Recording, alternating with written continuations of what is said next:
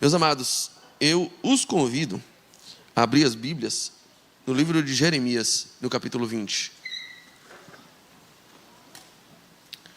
Jeremias, capítulo 20, a partir do verso 7.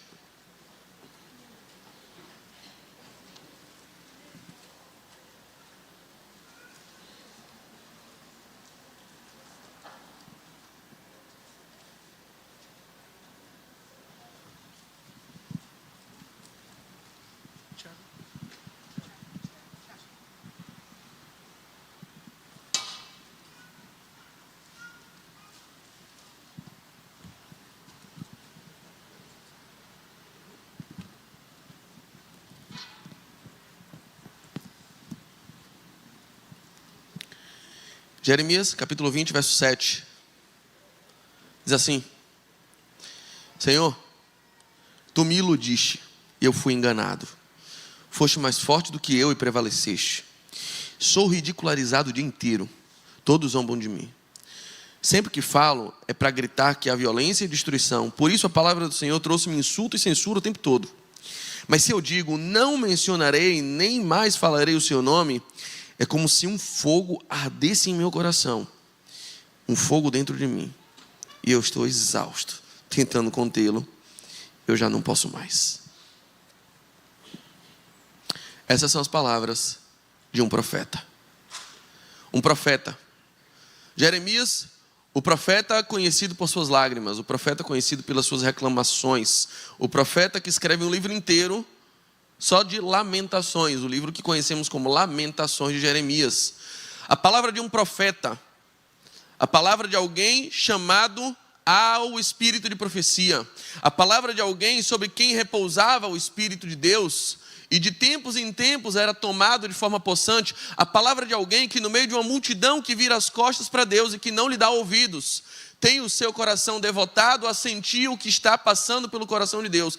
O profeta, nós estamos ouvindo, nós estamos lendo as palavras, as declarações, as lamúrias, o pranto, a queixa de alguém que é profundamente quebrantado por aquilo que quebranta o coração de Deus. As palavras de um profeta. Nos nossos dias, nós temos visto um espírito de glamorização do ofício profético.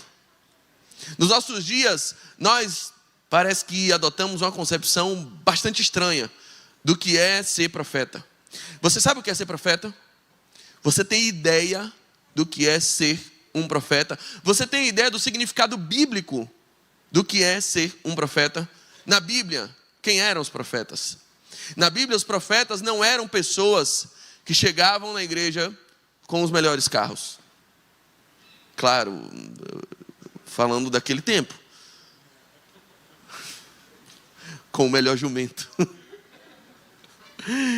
Os profetas não eram pessoas que ocupavam o topo da pirâmide social, não eram as pessoas mais benquistas na sociedade, não eram pessoas que desfrutavam das regalias dos reis, não eram pessoas que desfrutavam de grande prestígio na sociedade, não eram pessoas que viviam e comiam o melhor desta terra. Os profetas na Bíblia eram pessoas que estampam esse nível de insatisfação, esse nível de, às vezes, rancor, esse nível de sinceridade para com Deus, esse nível de angústia em seu coração, que albergavam dentro de si sofrimentos que talvez outras pessoas que não desenvolvessem o mesmo ofício profético não teriam a mínima condição de suportar, notadamente quando se vê que esse sofrimento estava completamente atrelado ao fato de ele ser profeta. Sim, ser profeta era um chamado às lágrimas. Ser profeta era um chamado mais do que às lágrimas, ao ridículo e à exposição social. Jeremias, um dos maiores profetas da Bíblia, um dos profetas mais relevantes da Bíblia, um homem que profetiza em um tempo de dificuldades e é chamado por Deus para anunciar já com a prévia mensagem de que: Jeremias, eu estou te chamando para falar e já estou te dizendo, ninguém vai te ouvir. Eles não vão acreditar em você. Muito possivelmente nenhuma profecia que você fizer vai se cumprir durante a sua vida. Mas você está sendo chamado para isso. Mas o meu espírito vai com você. Mas a minha palavra vai arder em seu coração. Jeremias não quer ir. Ele diz: Senhor, eu não sei falar. E aí Deus olha para ele e diz assim: não diga que você não sabe falar. E não diga que você é igual uma criança. Quem fez a boca? Fui eu. Eu vou colocar a palavra na tua boca. Fica tranquilo. Eu providencio tudo aquilo que for necessário para que se cumpra exatamente o ofício para o qual eu te designo nesse momento. Ser profeta era uma atitude, era uma tarefa, era um ofício, era uma conduta absolutamente ingrata. E eu acredito realmente que o povo dos nossos dias, que a igreja dos nossos dias não tem a mínima noção do que é ser profeta. Porque todas as vezes que eu abro alguma rede social, eu vejo pessoas bradando e parecendo orgulhosas de dizer: eu sou um profeta. Me respeita porque eu sou profeta. E hoje em dia essa praga tomou as crianças também. Os adolescentes estão orgulhosos em dizer que são profetas. E eu asseguro, sem ter a mínima noção do que biblicamente significa ser um profeta. Porque enquanto nós vemos pessoas nas redes sociais, nas igrejas, dizendo: me respeita porque eu sou profeta, arrogando posições eclesiásticas elevadas, pessoas que não sequer querem ser chamadas de pastores porque são profetas, ou parecem uma casta diferenciada, e parece que por serem profetas têm uma capacidade de adivinhação, inclusive dos números do seu CPF. Por serem profetas, viram pessoas que subsidiam apostas em bets. Afinal, ele sabe exatamente qual vai ser o resultado do jogo. Ele é profeta. Por serem profetas, se veem dignos de regalias, se veem dignos de ofertas, se veem dignos de toda sorte de privilégios e prerrogativas. Afinal, são profetas. E sendo profetas, estão mais elevadas e mais acostumadas à presença de Deus do que pobres mortais, que nem eu e você, que não somos profetas. Por serem profetas, se veem dignos e merecedores dos mais elevados elogios, do camarote mais chique, do melhor lugar na igreja, da ala VIP, onde só celebridades e profetas podem ocupar. Por serem profetas, devem usar o melhor paletó. Por serem profetas, devem usar o cabelo mais espalhafatoso. Por serem profetas, têm o melhor carro. Por serem profetas, se veem no direito de cobrar valores proibitivos para pregar nas igrejas e anunciar as profecias. Aliás, ele é dono da profecia. Por serem profetas, colocam o arroba do Instagram: profeta fulano. E aí eu vou para a Bíblia. E quando eu vou para a Bíblia, eu vejo um homem chamado Jeremias, que olha e diz assim: Deus, você me iludiu. Eu achava que ser profeta era outra coisa. Deus, eu me sinto absolutamente enganado. Porque lá no capítulo 1, quando você me chamou, você não me disse que ser profeta era isso. E eu disse que eu não queria ir. E você disse: você vai sim. E aqui estou eu, sendo ridicularizado no meio do povo, experimentando toda sorte de dores e uma vida social absolutamente ingrata, desprovido de amigos, desprovido de uma vida comum que todo cidadão igual a mim pode viver. Estou aqui eu sem casar. Talvez você não saiba, mas Deus dá para Jeremias esse encargo: você não vai casar, Binho. Isso também é ser profeta. Alguns profetas casaram, ele não casou. Você pode também ser um profeta tipo Oséias, que casou com uma prostituta, que teve filhos que não eram dele, e que Deus o convida para perdoar essa mulher, com o mesmo número de vezes que fossem as traições dela. Jeremias está assim, indignado, angustiado, dizendo: eu me sinto contigo, Deus. Eu me sinto seduzido. Essa palavra no original, seduzido. Você me seduziu e agora você me enganou. Porque eu achava que ser profeta era outra coisa. Todos os dias eu sou ridicularizado. Todas as vezes que você pede para eu entregar uma palavra ao povo, é só destruição. Eu esperava que você fosse me ungir para entregar chave de carro para o povo. para revelar CPF, para dar o número da Mega Sena para o povo, para anunciar qual é o time que vai ganhar na Bet, quem é o jogador que vai tomar cartão amarelo. Eu esperava isso, que a minha igreja lotasse, porque eu teria só palavra de vitória, e minha conta ia encher de Pix, só de oferta do povo, grato porque a minha palavra destravou os destinos. Mas toda vez que você me chama para profetizar, é só para falar de cativeiro, é só para falar de invasão, é só para falar de derrota. Aí ninguém me quer pregando nas igrejas. E pelo contrário, eu fico passando de ridículo o tempo todo. Mas aí ele diz, porém, quando eu sinto que a tua palavra está de novo ardendo em meu coração, eu não consigo segurar. E aí eu esqueço desse negócio de ilusão, eu esqueço do ridículo, e eu só tenho vontade de mais uma vez me entregar, e deixar esse fogo queimar cada vez mais dentro de mim, para viver aquilo que o Senhor planejou para mim. Os profetas eram assim, eram seres chamados ao quebrantamento. Eram pessoas designadas da sociedade para experimentar aquilo que estava no coração de Deus. E sim, eles conheciam a dimensão de Deus que os outros meros mortais não conheciam. Eles conheciam um Deus que sofre, um Deus que se ira, um Deus que se apaixona, um Deus que se alegra, um Deus que sorri, um Deus que chora, um Deus que se entristece. Deus se revelava assim aos profetas e mostrava na vida dos profetas, de forma pedagógica e didática ao povo, o que o coração dele estava passando.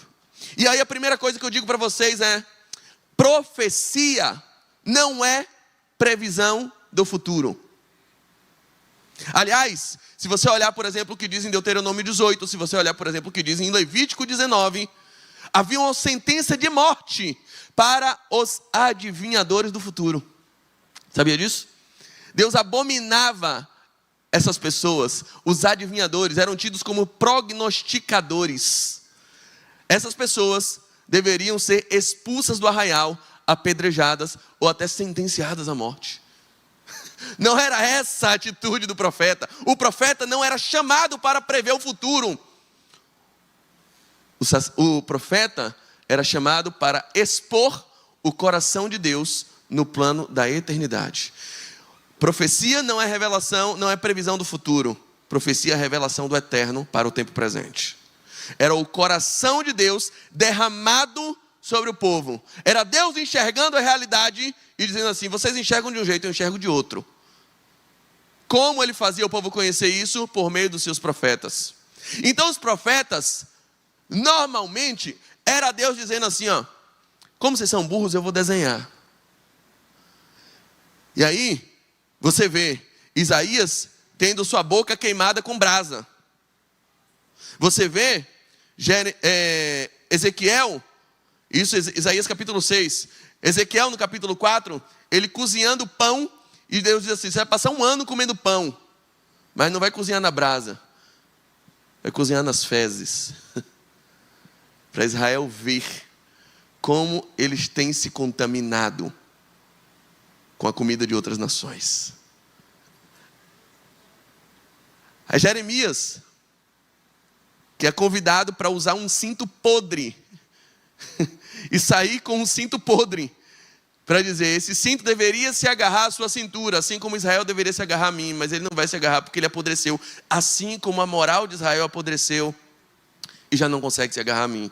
O profeta era chamado para isso, para essas coisas, como o próprio Oséias, que é chamado por Deus a esse nível de sofrimento, exposição e ridículo, de se casar com uma prostituta, com uma mulher que vai traí-lo, que vai abandoná-lo, que vai ter filhos de outro homem. E nisso, Deus dizendo: Israel, eu sou Oséias. Eu amo um povo que o tempo todo se enamora por outros amores, e que me troca o tempo inteiro. O profeta era esse. Era aquele responsável por expor o coração de Deus ao povo. Era um homem chamado a esse nível de interação, de se quebrantar por tudo aquilo que quebranta o coração de Deus, de experimentar esse contato com as emoções de Deus. O profeta dificilmente estava em contato com as bênçãos de Deus. O profeta dificilmente estava em contato com as benesses, com as portas abertas por Deus, com as chuvas de bênçãos derramadas por Deus. O profeta normalmente ele estava em contato com as confidências de Deus, com esse nível de interação dos segredos de Deus, com as emoções de Deus, com o pranto de Deus, com o choro de Deus, com o quebrantamento de Deus. Era Deus abrindo as portas do seu confessionário, deitando no divã para o profeta ouvir, dizendo: profeta, está com tempo hoje? Estou a fim de desabafar. Era esse nível de amizade que um profeta desenvolvia com Deus. Então, meu querido, saiba, profecia não é previsão do futuro. Profecia é revelação do eterno para um tempo presente. É o coração de Deus deleitado e derramado no coração de alguém. Era isso. Você quer viver uma vida profética, meu amigo? Eu acho que depois de hoje não. Assim era a vida dos profetas. Eu posso dizer para vocês 4 coisas que definem o ofício de um profeta. E talvez, entendendo melhor o cenário, apesar desse tipo de reclamação, você sai daqui hoje querendo viver uma vida profética. Você sai daqui hoje querendo desenvolver um nível de intimidade com Deus, tal e qual era desenvolvido pelos profetas do Antigo Testamento. E dizer: Senhor, eu quero viver isso. Eu quero ter uma vida profética, uma vida ressignificada, dentro desse espírito de profecia, o mesmo espírito que habitou Jeremias, que habitou Ezequiel, que habitou Daniel, que habitou Isaías. Que ele habite na minha casa, que ele habite no meu coração. Eu quero experimentar isso porque, apesar de Jeremias dizer: o Senhor me iludiu, ele também diz: a sua palavra continua queimando dentro de mim, e eu não consigo segurar ela, eu preciso anunciar. Eu sei que isso pode custar caro, mas custa caro mesmo a me silenciar diante de um espírito que não para de se mover dentro de mim. A primeira coisa que eu tenho a dizer para vocês é que o primeiro papel de um profeta a gente vai encontrar exatamente na primeira vez que a palavra profeta é mencionada na Bíblia. A palavra profeta é mencionada a primeira vez na Bíblia em Gênesis capítulo 20, verso 7, designando Abraão. Abraão é um profeta. Deus diz: Abimeleque, o meu filho Abraão, ele é profeta. A primeira vez que um homem é chamado de profeta é Abraão. E por ser chamado de profeta, esse mesmo versículo, Gênesis 27, vai dizer: por ser profeta, sabe o que ele vai fazer? Ele vai interceder. Ele vai interceder por você. Curiosamente, é a primeira vez que a palavra interceder aparece na Bíblia. Gênesis 27. O que me leva a crer que o primeiro papel de um profeta é a intercessão. O profeta existe para interceder. E intercessão, ou intersecção no português de Portugal, quer dizer exatamente um ponto de comunhão entre dois extremos. É um conceito, inclusive, matemático. A intersecção entre dois números é exatamente o ponto em comum entre dois diferentes. Um profeta existe para fazer a intersecção entre o extremo da bênção, da misericórdia, da graça e do amor de Deus, e o extremo da pobreza, da miséria, da arrogância e da falta de humildade do homem. O profeta existe para orar por causas que não são dele. O profeta existe para fazer o meio de campo, é o camisa 10 de Deus. Ele faz o meio de campo entre a lamúria, o choro, o pranto, a miséria e o abandono do homem, de uma nação, de um povo, de uma igreja. E a misericórdia, a graça, o favor e o amor de um Deus com suas mãos estendidas. O profeta faz isso, faz o leva e traz. Ele fala do homem para Deus, ele intercede em favor do homem para Deus, e ele fala de Deus para o homem. Ele profetiza. Em primeiro lugar, o profeta é um intercessor.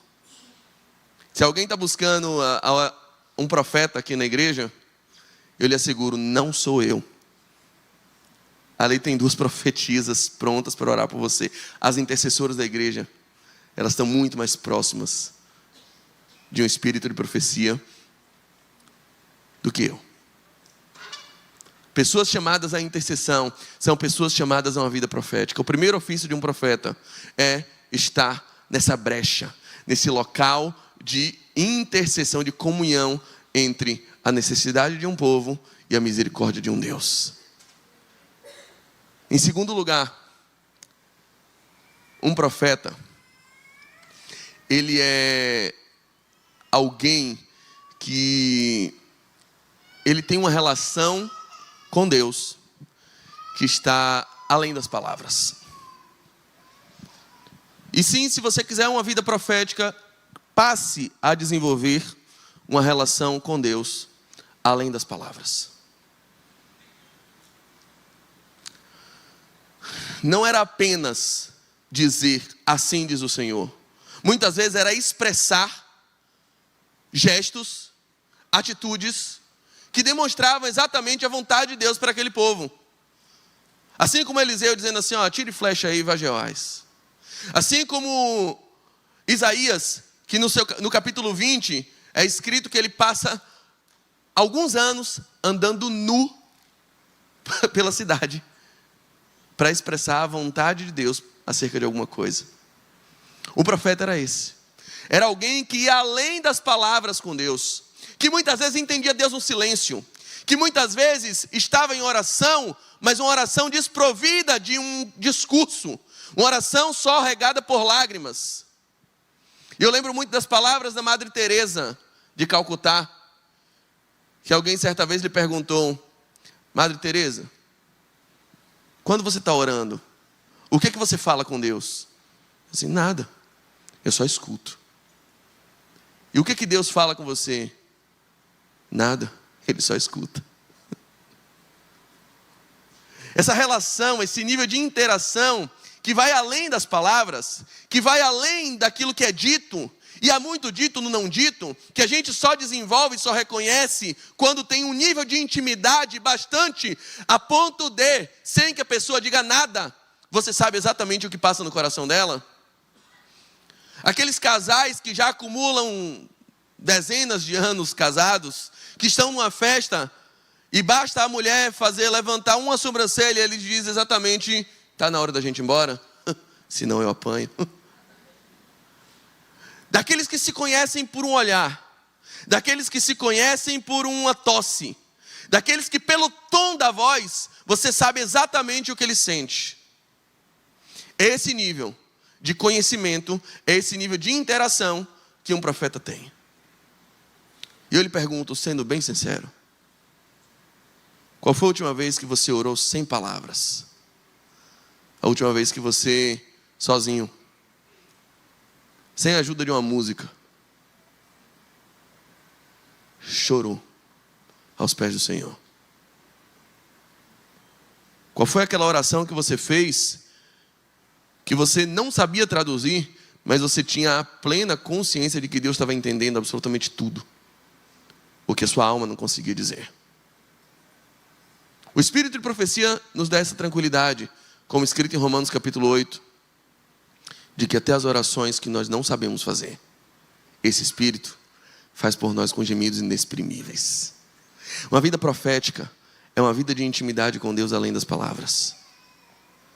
Uma vida profética é uma vida de interação com Deus, nesse nível de conhecimento, de que muitas vezes você sabe a vontade de Deus só por uma testificação, só por uma sensação que vem ao seu coração quando a tragédia está perto de acontecer. Eu gosto de dar o exemplo de quando muitas vezes eu vou comprar presente para minha esposa e eu saio de casa sem ter a mínima ideia do que eu vou comprar.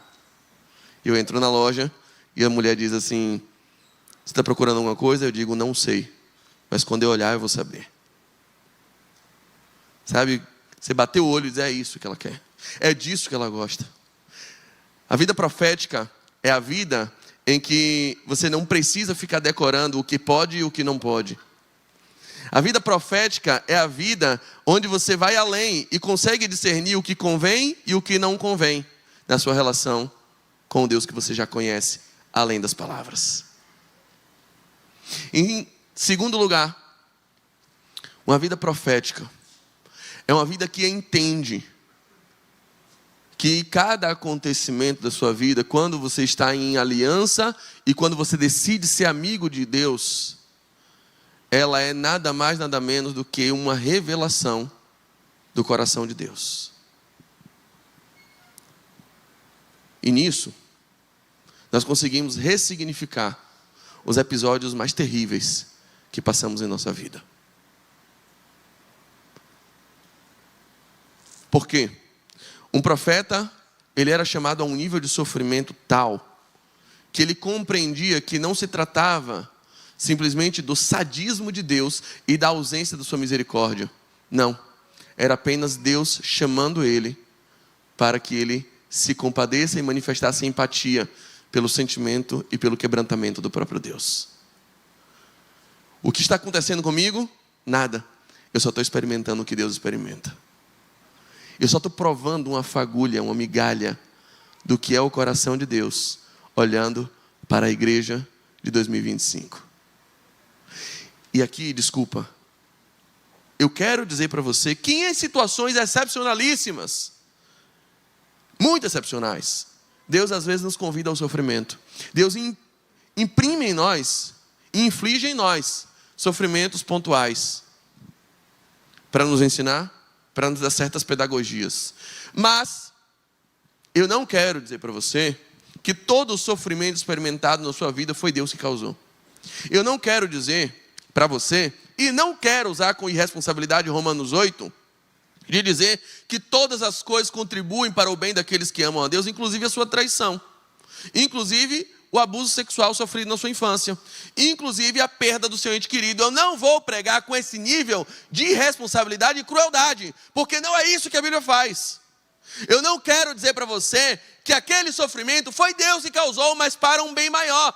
Que naquele dia que você bateu o carro, que se acidentou sem ter culpa nenhuma, era Deus que estava brincando de carrinho bate-bate lá no céu, para que você alcançasse um bem maior por meio daquela batida que ceifou a vida de duas pessoas que estavam com você no carro.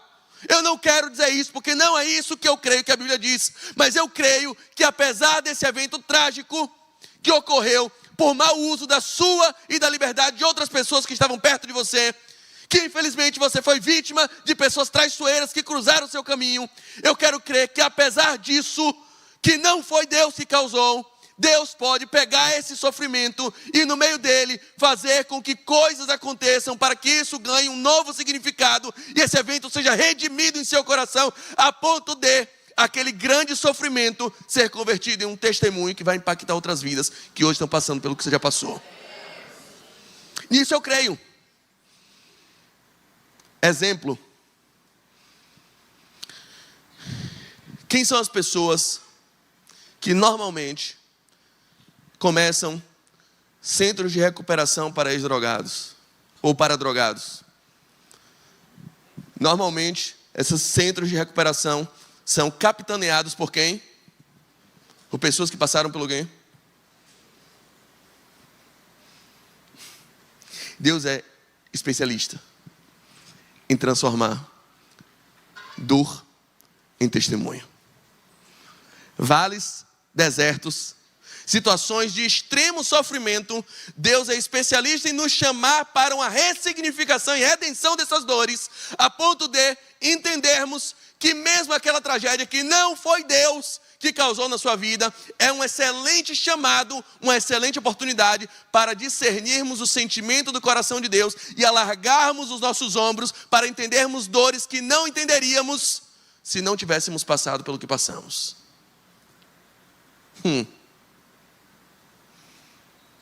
Deus pode pegar o pior evento da tua vida e ressignificá-lo a partir do sentimento e da convicção de que uma vida profética é uma vida de empatia para com o coração de Deus. e de entendermos que os nossos sofrimentos são grandes oportunidades para experimentarmos o sofrimento que todos os dias acomete o coração de um Deus absolutamente quebrantado, um Deus absolutamente apaixonado pelas causas que nos acometem. Sim, um profeta é alguém quebrantado por tudo aquilo que quebranta o coração de Deus. O profeta é aquele que entende que os sofrimentos que ele experimenta na vida, que andar nu, que comer sobre fezes, que todas essas situações, na verdade, são um convite a experimentar um pouco do que está no coração de Deus. Ah, meu querido, talvez você entendendo e assumindo hoje o desejo de viver uma vida profética, uma vida verdadeiramente profética, você ressignifique aquele abandono, você ressignifique aquela tragédia, ressignifique aquela perda, a ponto de não ficar trancado no seu quarto mais chorando, não ficar escravo e enclausurado por um luto que demora a passar, mas a partir de hoje se levantar e decidir consolar outras pessoas com a mesma consolação que recebemos do Espírito de Deus. É entender, o Deus que me consola me transforma num consolador. Isso é ser profeta. É entender, eu estou sentindo, eu estou tendo o privilégio de sentir um pouquinho do que é o coração de Deus. Eu fui chamado para isso. Até as tragédias mais obscuras, mais inexplicáveis, mais revoltantes que aconteceram na tua vida, podem ser ressignificadas e redimidas a partir do entendimento de que quando o Espírito de Deus nos toma possantemente, Deus age em todas as coisas para que elas passem então a contribuir para o bem daqueles que amam a Deus. Sim, esse chamado é um chamado para todos nós. Um profeta é alguém que não automatiza Deus. Sim. Ele não vê Deus como uma máquina de latinha de refrigerante. Eu coloco a moeda e ele me devolve o refrigerante. Ele não vê Deus dessa forma. Ele vê Deus como um ser absolutamente dotado de sentimentos. E ele passa a enxergar as pessoas da mesma forma. Se você chutar uma pedra, você sabe para onde a pedra vai. Dependendo do nível de força que você emprega numa bola, você sabe se a bola vai na gaveta, se a bola vai no dique do Tororó. Eu tenho a sensação que os jogadores do Bahia não sabem isso, mas deveriam saber, porque treinam para isso. Mas dá para saber, mais ou menos, a trajetória que a bola vai tomar a partir do momento que você chuta ela. Mas se você chutar um cachorro, você não sabe se ele vai te morder, se ele vai chorar, se ele vai se revoltar contra você. Você não sabe.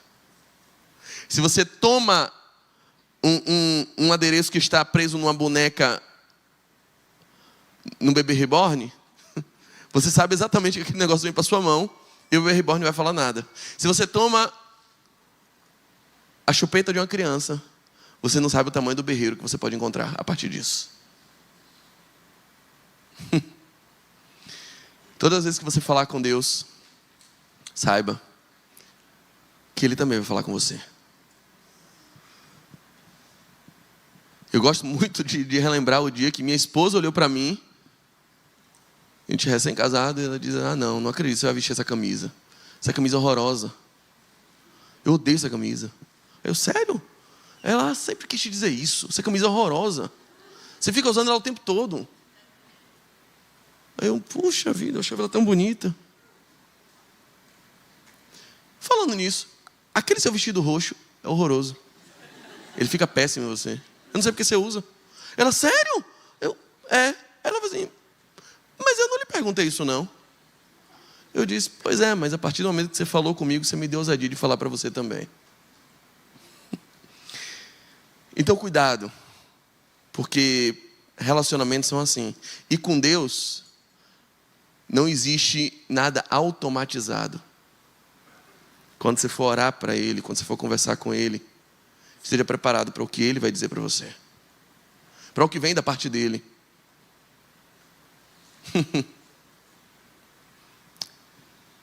Saiba que Deus tem vontades, saiba que Deus tem paixões, saiba que Deus tem ira, saiba que Deus tem ciúmes, saiba que Deus também tem ódio.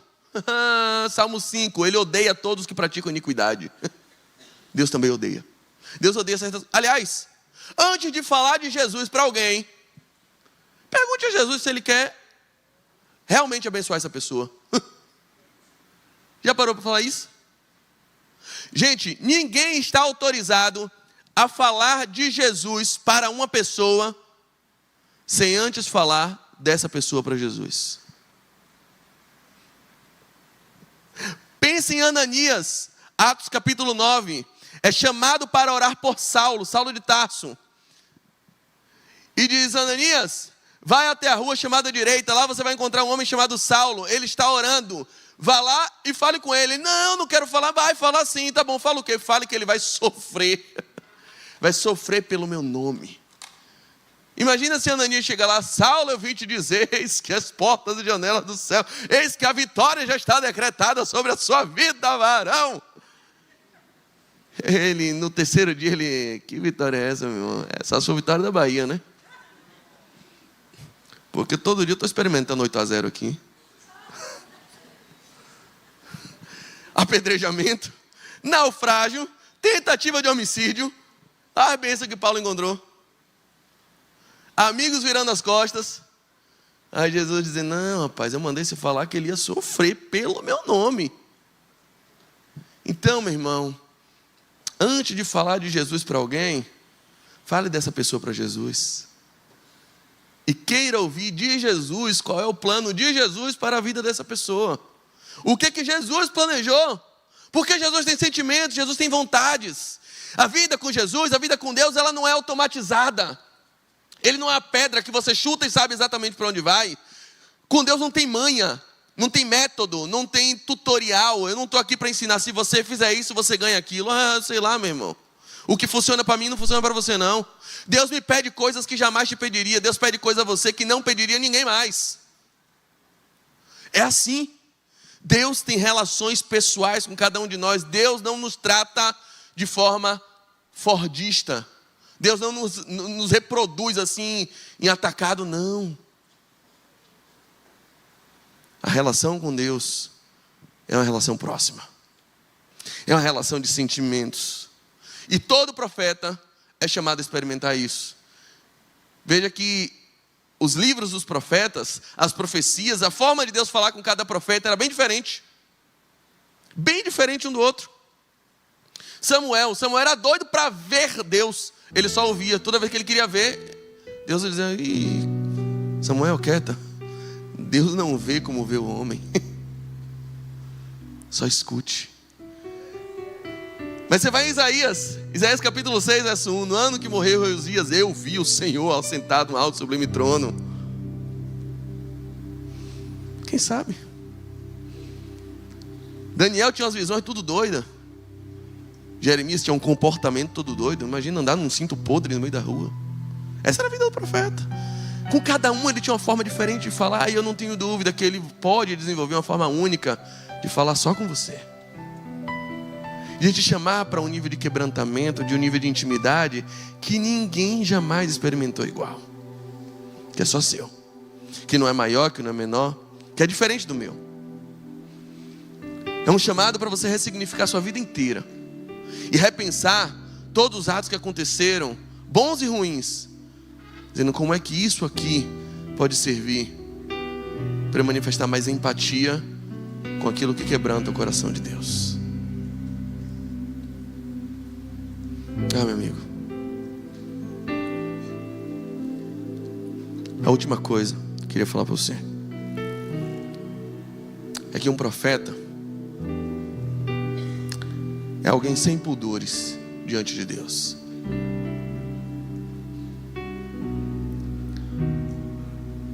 Ele tem a plena consciência de que Deus se ofende muito mais com a hipocrisia de um santo do que com a sinceridade de um pecador.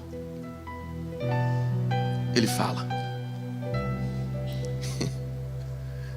Ele vai além das palavras, mas quando ele está nas palavras, são palavras de verdade. Ele não tem medo. E ele não acha que Deus vai jogar um raio na cabeça dele se ele chegar para Deus assim: você mentiu para mim. É assim que eu me sinto. Você me iludiu. Eu acreditei que era outra coisa. E na hora ele despeja, ele desabafa, ele solta, ele larga. É assim que eu me sinto. Eu sinto como se Deus tivesse mentido para mim, como se Deus tivesse me seduzido, me enganado. Esse é o meu sentimento. Mas aí a tua palavra vem de novo. Esse sentimento vai embora, porque o que fica é um ardor no meu coração, é um fogo que queima dentro de mim e não se apaga, a ponto de eu dizer que eu não tenho como segurar isso só para mim, e eu volto a profetizar tudo aquilo que eu jurei que eu nunca mais ia profetizar. Eu volto a fazer de novo, porque eu me lembro do teu amor, da tua misericórdia. Eu me lembro do teu poder. Eu me lembro que as coisas saíram do meu controle. Eu não me lembro da tua voz ecoando no meu ouvido, dizendo que o Senhor continua controlando tudo. Ah, meu amigo. E aí, ele manifesta arrependimento. Ele volta atrás. Ele fala o que está sentindo na hora, mas ele não hesita em voltar atrás e dizer: ah, Senhor, mas eu também me arrependo. Olha, eu estava nervoso, desculpa. Naquela hora eu falei sem pensar, mas era o que eu estava sentindo de verdade. Mas que bom que eu não simplesmente fiquei nisso e fui embora. Eu falei, eu me debrucei, eu desabafei, mas eu fiquei aqui para ser transformado por ti. E agora eu já penso diferente, porque eu conheço a tua misericórdia. Tem um desafio para você. Você imaginar duas situações. Primeira delas: imagine que você está em casa, e aí um ladrão entra na tua casa, tenta entrar por trás ali do quintal, e você conhece sua casa melhor que o ladrão, né? Aí você lembra que tem uma arma do seu avô lá no maleiro dele. Aí você vai lá, você pega a arma, vai surpreender o ladrão, chega, passa por trás dele e atira. Aí quando você vai ver, não era um ladrão, era uma criança, estava pegando a bola que caiu lá. Aí você: eita, achei que fosse um ladrão, e agora? Aí você corre para evitar o flagrante. Aí você liga para o seu advogado, vai dizer: rapaz, matei um cara lá em casa, achei que era um ladrão, estava com medo dele me roubar, de fazer algum mal para minha família. E aí você já pensa na tese: legítima defesa putativa, é o nome disso no direito criminal. Já sei, é porque você incidiu em erro naquele momento. Você acreditou que era uma coisa, na verdade era outra. E você vai criando a tese junto com ele. Ele vai dizendo: calma, espere 2 dias, a gente vai se apresentar. Vou perguntar ao delegado se já existe prisão preventiva. Vamos pensar na tese, costurar tudo direitinho aqui. Você faz isso. Mas eu queria te imaginar com você uma segunda hipótese. Imagine que um dia está reunido sua família lá, e você está pegando essa mesma arma do seu avô para limpar. Ah, meu avô deixou aqui, pegou para limpar, passou um paninho, e você não percebeu, ela está carregada. E ela dispara e atinge seu pai. Seu pai cai na sala. O que você faz? Você foge? Você pensa nas consequências? Você pensa na tese jurídica que você vai aplicar? Você liga para o advogado? Ou você senta, chora, chora, chora e chora, porque você machucou alguém que você ama?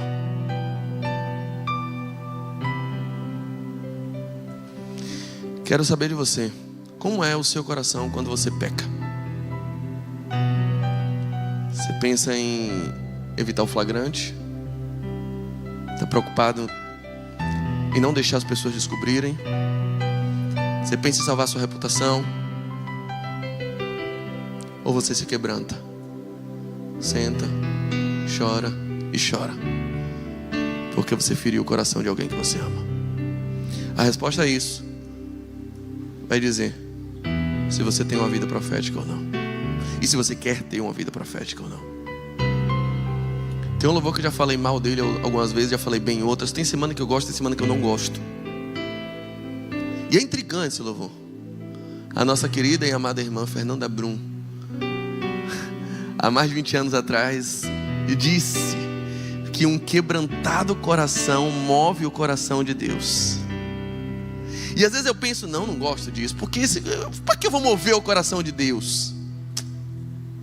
O coração de Deus está bom já. Eu já falei tão mal. E antes eu gostava, depois desgostei, depois passei a gostar.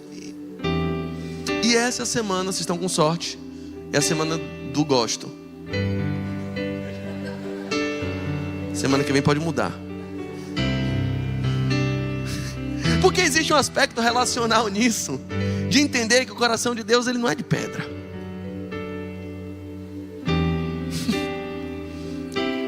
E aí é nessas horas que Jonas, por exemplo, se lasca. Jonas, eu não queria vir. Sabia que quando o povo de Nínive se quebrantasse, o seu coração ia se quebrantar também? Eu sabia. Você é um ser relacional. Eu esperava um Deus com um coração de pedra, um Deus implacável, um Deus que julgasse meu inimigo do jeito que eu julgaria, um Deus que não perdoasse quem eu não quero perdoar. Eu esperava um Deus assim, um Deus implacável, um Deus que se vingasse de todo mundo que eu desejo me vingar, um Deus que validasse melhor a minha dor e agisse contra o meu inimigo. Eu esperava esse Deus, mas eu esqueci que o seu coração se move. Eu esqueci que você é um ser relacional. Eu esqueci que você é capaz de perdoar. Eu esqueci que você tem graça, tem misericórdia, e que elas nunca se acabam e se renovam a cada manhã, e que elas são a causa de nós não sermos consumidos. Eu esqueci que eu também estava no ventre do peixe e precisei da tua misericórdia. Eu clamei, você me ouviu, o peixe me vomitou vivo. Eu esqueci disso. E agora eu estou aqui experimentando um Deus que se quebranta quando vê um coração quebrantado. Meu amigo, uma vida profética é uma vida quebrantada aos pés do Senhor. E é esse convite que eu te faço agora. Se quebrante aos pés do Senhor. Se derrame, além das palavras, além do discurso, além de uma oração bem feita, que o seu coração possa chorar com tudo aquilo que entristece Deus. E que todos os sofrimentos que você já experimentou sejam reinterpretados a partir dessa ótica do espírito de profecia que te move a ser resposta das suas orações, a ser mais forte do que sua dor, a levantar e a estar disponível para transformar em testemunho que vai abençoar todos aqueles que passam hoje pela dor que um dia você passou. Um profeta é esse, empático e simpático à dor que acomete o coração do seu Deus. Que sejamos assim, quebrantados diante dele. Fique de pé, vamos cantar.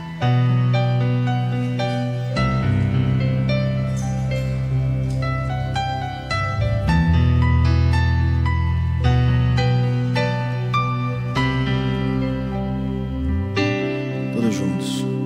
Tudo que eu tenho a te ofertar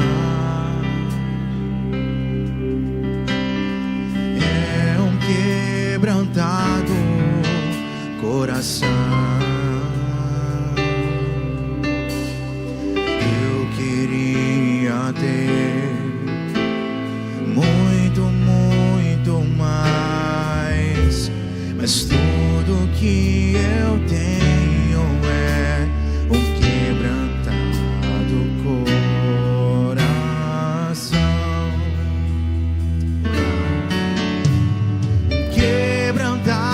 Do coração, move o coração de Deus. Quebrantado coração, traz o céu pra nós. Quebrantado coração, move o coração de Deus. Quebrantado coração, traz o céu pra nós. Conhecer a Deus é ir mais além, é rasgar o céu com o coração, é tocar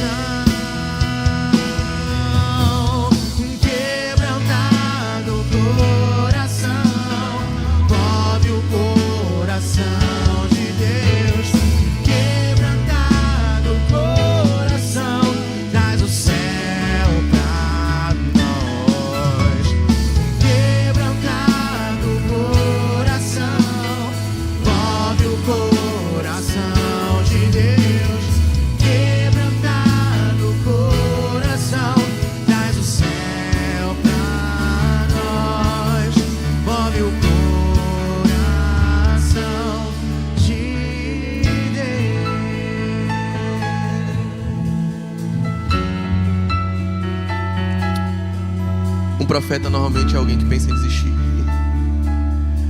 É alguém que tem vontade de abandonar tudo e jogar tudo para cima. Você não é o único. Jeremias também teve. Isaías também teve. Ezequiel também teve. João Batista também teve. O maior de todos os profetas também teve coragem de jogar tudo para cima. É alguém que às vezes se sente enganado por Deus, que se sente iludido. É alguém que diz: eu não tinha ideia que seria assim, eu achei que seria mais fácil. É alguém que às vezes dá vontade de dizer: não dá mais.